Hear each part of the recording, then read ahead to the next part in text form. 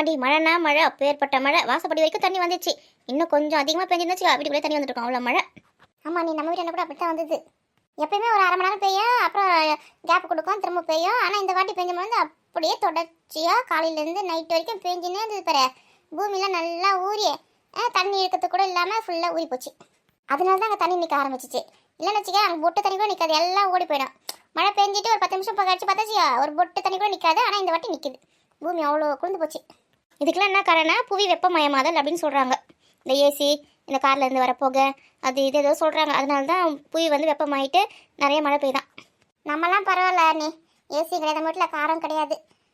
அதனால புவி வெப்பமயமானது, நம்ம காரம் கிடையாதுப்பா. நம்ம இருக்கிறது கிராமன்றதுனால நம்மளுக்கு நல்லா ஜில்லுன்னு காற்றடிக்குது. எதுவும் தேவை கிடையாது. எதனா வாங்கி வந்தால் கூட வீட்டில் போய் வாங்கி வந்துடுறாங்க, இல்லை பஸ்ஸில் போய் வாங்கி வந்துடுவோம். நம்மளுக்கு தனியாக காற்று தேவை கிடையாது, ஏசிலாம் தேவை கிடையாது. இப்படியே இருக்குது நம்ம உடம்புக்கும் நல்லது. இயற்கை காற்று வாங்கிக்கிறேன், இந்த ஃபேன் காற்று, இயற்கை காற்றே போதும். ஆனால் மழை வந்து எல்லாருக்குமே தானே கொட்டுன்னு கொட்டுது. யார் ஏசி போட்டுருக்காங்களோ, யார் காரில் வாங்கி வச்சுருக்காங்களோ அவங்க வீட்டுக்கு மட்டும் போகுது. சுத்தமாக நம்ம வீட்டுக்கு வந்து வந்துருக்குது எல்லாருக்கும் சுற்றி. என்ன பண்ணுறது நம்ம அதுக்கு? இந்த அம்மா எங்கே போச்சே? இதனால ஊரில் இல்லைல்ல, பக்கத்து வீட்டில் அக்கம் பக்கத்து வீட்டில் எல்லாம் தேடி வந்தாங்க. எங்கள் உங்கள் மாமியார் அவங்களாம் பார்க்கறதுக்கு போயிருக்குது. மாமியார் இல்லாமல் தெருவே விரிச்சோடி போயிருந்தது. இல்லைன்னா கதை பேசி உட்காந்து இருப்பாங்க காலையிலேருந்து சாயங்காலம் வரைக்கும் வாசல்லையே. இவங்க இல்லாமல் போவே தெரு விரிச்சோடி போயிருந்தது. ஆமாம், அங்கேயே வந்து மதிய கவிட்டு மாமியார் கூட சேர்ந்துக்கினேன் கோயிலாக போய் உட்காந்து கதை பேசின்னு இருக்கோம். வீட்லேயே இருக்கவே இருக்காது. எனக்கும் அவங்க இல்லாமல் கஷ்டமாக தான் போச்சு. கை ஒன்ற மாதிரி ஆகிப்போச்சு. அவங்க வீட்டில் இருந்தால் தான் எனக்கு ஒரு பலமே. உங்கள் மாமியார் ரைட்னு வந்து உங்கள் வீட்டிலே விட்டுட்டோம். அவங்க திரும்பி வராங்களோ இல்லையான்னு தெரியல. அவங்ககிட்ட தான் கேட்கணும். ஃபோன் அடிக்குது, யாருன்னு தெரியல. ஹலோ, யாரே? எக்கோ, நான் தான் பெரிய பொண்ணு பேசுகிறேன். சொல்லுடி. எக்கோ, நம்ம ஊர் ரேஷன் கடையில் கோதுமை போடுறாங்கக்கா, வாங்கலையா நீ? கோதுமை அடி போடுறாங்க? ஆமாக்கா, அதுக்கு தான் ஃபோன் பண்ணேன். சீக்கிரம் வா, 10 பேர் தான் இருக்காங்க லைனில். ஐயோ, நான் ஊரில் இல்லாத நேரம் பார்த்து தான் கோதுமை போடுவாங்களா? 10 பேர் தான் இருக்காங்க லைனில். பெரிய பொண்ணு அப்படியே நில்லு, பெரிய பொண்ணு வந்துடுறேன். எதோ அப்படியே நிற்கவா? நீ எங்கே இருக்கிற இப்போ? நான் வந்து எங்கள் அண்ணன் வீடு வரைக்கும் வந்திருக்கேன்டியே. ஊரில் இருக்கிறியா நீ? ஆமாடி, இப்போ வந்து காலேஜ் தாண்டி வந்தேன். சரி, நீ வரத்துக்குள்ளே கோதுமெல்லாம் காலி ஆகிடும். பொறுமையாக ஊரில் இருந்துட்டு பொறுமையாக எப்போ வரணும் வா, நான் வாங்கின்னு போகிறேன். ஏண்டியே, நம்ம ஊரில் ரேஷன் கடையில் கோதுமை போடுறது அதிசயண்டியே. காலி ஆகிட்ட போகுது, நில்லுடி, எனக்கு கொஞ்சம் நேரம் நில்லுடி, வந்துடுறேன் உடனே. உடனே எங்கேருந்து வருவே நீ? இதோ கிளம்பிட்டு வெயிட் ஃபோனை வெயிட் வந்துன்னு இருக்கேன். நம்ம வீட்டில் இருக்கிற அன்னைக்குலாம் ஒரு நாளைக்கு கூட கோதுமை போட மாட்டாங்க, ஒன்றும் போட மாட்டாங்க. அந்த பச்சரிசி போடுறது அதிசயம். புழுங்கரிசி மட்டும் தான் போடுவாங்க. நம்ம எத்தனை வாட்டி போய் கேட்டு வந்துருப்பாங்க, கோதுமை போடுறீங்களா என்ன? இல்லைம்மா, அடுத்த மாதம் எத்தனை வாட்டி சொல்லியிருக்காங்க. யாடி ஃபோனில்? நம்ம எப்போ வீட்டில் இல்லைன்னு பார்த்துனே இருப்பாங்க பொழுது. அப்போ தான் கோதுமை போடுவாங்க, எண்ணெய் போடுவாங்க, சக்கரை போடுவாங்க, பருப்பு போடுவாங்க, எல்லாம் போடுவாங்க. நம்ம போய் லைன் நிற்கும் போதெல்லாம் போட மாட்டாங்க. இன்னும் ரேஷனில் கோதுமை போடுறாங்களாம்மா? ஆமாம், நீ 2 கிலோ தான் போடுவாங்க. அதே அத்தி புத்த மாதிரி எப்போ 4 மாதத்துக்கு வாட்டி தான் போடுறாங்க. போய் வாங்கணும் நீ. சரி, நான் கிளம்பட்டுமா? ஏன்னா ரேஷன் கார்டு வந்து உன் மாமியார் ஊரில் தானே வச்சிருந்தேன். இப்போ நான் அங்கேயே மாற்றிங்க. ஆமாம், நீ அங்கே போயிட்டு வர முடியல. அப்புறம் அரிசி எப்போ போடுறாங்க அதெல்லாம் தெரிய மாட்டேங்குது. இங்கேனா நம்ம எட்டி போய் பார்த்துக்கலாம். நம்ம திருமணம் தானே ரேஷன் கடை, போய் டக்குன்னு எட்டி பார்த்து என்ன போகிறாங்களோ வாங்கிக்கலாம். அதனால தான் இங்கேயே மாற்றிக்கினேன். அதுபோல் வாரத்தில் 2 நாள் தான் இந்த ரேஷன் கடை திறப்பாங்க. வாரம் ஃபுல்லாக திறக்க மாட்டாங்க. அந்த 2 நாளில் என்ன போடுறாங்களோ நம்ம வாங்கினா உண்டு. இல்லைன்னு வச்சுக்க, அதுவும் நாம தான். ஆமாடி அவங்க போடும் போதே போய் வாங்கிடணும். கூட்டம் வந்தால் கூட பரவாயில்ல, இல்லை நின்று போய் வாங்கிடணும். சரி, நான் கிளம்புறேன். நான் அம்மா வந்தால் சொல்லுண்ணே. இருடி, இருந்து சாப்பிட்டு போடி மதியானம். அப்படின்னா பெரிய அதிசயம் பிரியாணியும் மீன் குழம்பு கறி குழம்பு சேர்ப்பறேன். அண்ணன் வந்து வெண்டைக்காவும் கத்திரிக்காவும் எடுத்துகிட்டு சொல்லிக்கிறேன். அதை வச்சு காரக்குழம்பு இப்போ அதை நான் வீட்டில் போய் சாப்பிட்டுக்கிறேன். என்னடி சொல்கிற? சாப்பிட்டு போறியா? வேணாடி, நான் போய் கோதுமை வாங்கணும், கிளம்புறேன்.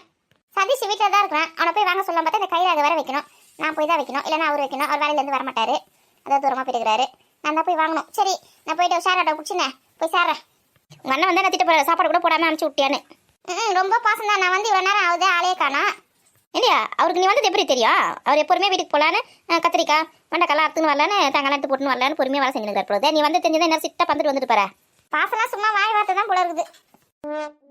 தங்கச்சி வந்ததான் வீடே ஒரு அமக்கலமாக இருக்கும். அண்ணன் வந்துட்டாரு. வானே உனக்காக தான் வெயிட் பண்ணிருக்கேன். எவ்வளோ நேரம்? எப்பம்மா வந்த? ரொம்ப நேரம் ஆச்சு நீ வந்து. இல்லைண்ணே, கொஞ்ச நேரம் தானே ஆச்சு. இவ்வளோ நேரம் கத்தி வந்தா பற்றி எப்படி பேசுகிறேன்? சரிம்மா, சாப்பிட்டியாம்மா? வசந்தி, தங்கச்சிக்கு சாப்பிட்றதுக்கு என்ன குட்டியா இல்லையா? சாப்பிட்டேன், அதெல்லாம் சாப்பிட்டேன். வந்த உடனே சாப்பிட்டேன். சரிம்மா உட்காரு. எங்க பேக்ல எடுத்து கிளம்பிட்டா? என்ன, எங்கள் ஊர் ரேஷனில் கோதுமை போடுறாங்களே என்ன, அதான் போய் வாங்கலான்னு போயிருக்கேன். இம்மா, இப்போ தானே வந்தேன். அண்ணன் வீட்டில் வந்து 1 நாள் கூட தங்க மாட்டியா? அதுக்கு இல்லைண்ணே, நாங்கள் வந்து அம்மாவோட ஃப்ரெண்டு வீட்டுக்கு வந்தோம். அப்படியே சரி எட்டு பார்த்துட்டு போகலாம் அப்படின்னு சொல்லிட்டு வந்தேன். நான் வர நேரம் பார்த்து தான் ரேஷன் எல்லா பொருளும் போட்டுருக்காங்க. இந்த கோதுமை வந்து 6 மாதத்துக்கு தான் போடுவாங்க. அதை போய் வாங்கணும். இந்த கீதா ராணிலாம் இருக்கா பார்த்தீங்களா, பார்த்துருப்பீங்களா ஃபங்க்ஷனில்? அவங்களாம் கோதுமையே வாங்க மாட்டாங்க. அவங்க பேக்கெட் கோதுமையை வாங்கி யூஸ் பண்ணிப்பாங்க அரைச்சதை. நான் இது அவங்க கிட்டே கேட்டேன்னா தருவாங்க. ஆளுக்கு 2 கிலோன்னா ஒரு 8 கிலோ 10 கிலோ சேர்த்துருவேன் நான். இப்போ போனால் தான் வாங்க முடியும். அதெல்லாம் இருக்கட்டும், மதியமா போய் வாங்கிக்கலாம். சாப்பிட்டு போ. அந்த கத்திரிக்காய் வெண்டைக்காய் தானே கொடுங்க, நான் வீட்டில் போய் செஞ்சு சாப்பிட்டுக்கிறேன். நிறைய கத்திரிக்காய் வெண்டைக்காய் மட்டும் தான். யார் சொன்னது அப்படி உனக்கு? அன்னி தான் சொன்னாங்க கத்திரிக்காய் வெண்டைக்காய் எடுத்துன்னு வரேங்க. தேங்காய் எடுத்துன்னு சொன்னாங்க. தேங்காய் வாழைக்கானா? அருண் எடுத்துன்னு வரான் பின்னாடி. ஏங்க, அருண் காலேஜ் போலியா? இல்லையே காலையிலேயே ஃபோனில் மெசேஜ் வந்திருக்கு இந்த மாதிரி காலேஜ் லீவுன்னு அவன் தான் பார்க்காம கிளம்பி போயிருக்கான். பாதி வயலில் வரும்போது தான் பார்த்துருக்கான் காலேஜ் இன்னைக்கு லீவுன்னு. காலையில் அவன் வயலுக்கு போயிட்டான்ல, அதனால் கவனிக்க விட்டுட்டு இருக்கான். அதுக்கப்புறம் வயலுக்கு வந்துட்டு அவனும் நானும் சேர்ந்து தான் இந்த கத்திரிக்காய் வெண்டைக்காய் ஒரு சர்ப்ரைஸ் ஒன்று வச்சிருக்கான். சர்ப்ரைஸ்? அது என்ன சர்ப்ரைஸ்? தங்கச்சினா எல்லா சர்ப்ரைஸும் பண்ணுவீங்களே, என்ன சர்ப்ரைஸா இருக்கும்? வேற என்ன புளிச்சக்கீரை 4 கிலோ வந்திருக்கும், அதான் சர்ப்ரைஸ் இருக்கு. இது என்னது? வெண்டைக்காய். எடுத்து வை. இது என்னது? கத்திரிக்காய். அது கத்திரிக்காய். இது வந்து எண்ணெய் கத்திரிக்காய், குழம்புல வைப்பல, அதுக்கு சூப்பராக இருக்கும் அந்த கத்திரிக்காய். இதை எடு. ஐயோ நீ கோதுமை வாங்க மாட்டோம், இந்த அண்ணன் வேற காமெடி பண்ணிட்டு இப்பதான் கத்திரிக்காய் வெண்டைக்காய். இது என்ன பாத்தீங்களா? என்னது இது? இது என்ன இது? வரால் மீன்மா, நம்ம ஏரியில பிடிச்சாங்க. அதான் நீ வந்திருக்கே, உனக்கு சமைச்சு கொடுக்கலாம் சொல்லிட்டு வாங்கி வந்தேன். இவ்வளவு பெரிய வரால்னா? சின்னதா தானே இருக்கும், இதுல இவ்வளவு பெருசு இருக்குதே. எப்படியும் 3 கிலோ இருக்கும். மண்ணே இருக்கும், என்ன இருக்குனே. ஏங்க இது வேற என்னதுங்க? இதுவும் வரால் மீன் தாண்டி, குழம்பு வைக்கிறதுக்கு வாங்கி வந்திருக்கேன். ஏங்க இது இவ்வளவு பெருசு இருக்குது, இது வேறயா? மனசே வராத கஞ்ச பிசுனாரியாச்சு இந்த அண்ணி. இப்படி பேசுறது பேர் ஆள் இருக்காங்க இல்லன்னு கூட பார்க்காம. ஏன்டி சுத்தம் பண்ணி எடுத்து வச்சா அதுல பாதி தான் வரும், மீதி வேஸ்டா போயிடும். குழம்பு வச்சு கொடுத்தா தங்கச்சி சாப்பிட்டு வீட்டுக்கு எடுத்துன்னு போவா, கோமதிக்கு எடுத்துன்னு போய் கொடுப்பா. அதுக்கு தான் நிறைய வாங்கி வந்தேன். இது ஒரு 3 கிலோ, இது ஒரு 3 கிலோ. அண்ணன் மனசு யாருக்கு வரும்? இந்த பெரிய வரால் வந்து வெட்டி தரேன், அது வந்து மிளகாத்தூள்ல போட்டு நல்லா வத்தி எடுத்துக்கோ. இது வந்து குழம்பு வச்சுக்கோ, புரிஞ்சுதா? அதுவும் கத்திரிக்காய் போட்டு வை, சூப்பரா இருக்கும். ஆமாண்ணே நம்ம அம்மா அப்படிதானே வைப்பாங்க. ஏரி மீன்ல கத்திரிக்காய் போட்டு வச்சா அவ்வளவு சூப்பரா இருக்கும். ஏமா க்ளீன் பண்ணி கொடுத்தீங்கன்னா நான் அழகா சமைச்சு எடுத்துருவேன். இப்போ வந்து இந்த மீன் க்ளீன் பண்ணது தான் கஷ்டம். என்ன நான் க்ளீன் பண்ணி தரேன், நான் க்ளீன் பண்ணி வெட்டி சுத்தமா கழுவி தரேன், நீயே கஷ்டப்படுற. அண்ணன் பேர் நம்ம அப்பா மாதிரியே இருக்கு அப்படியே.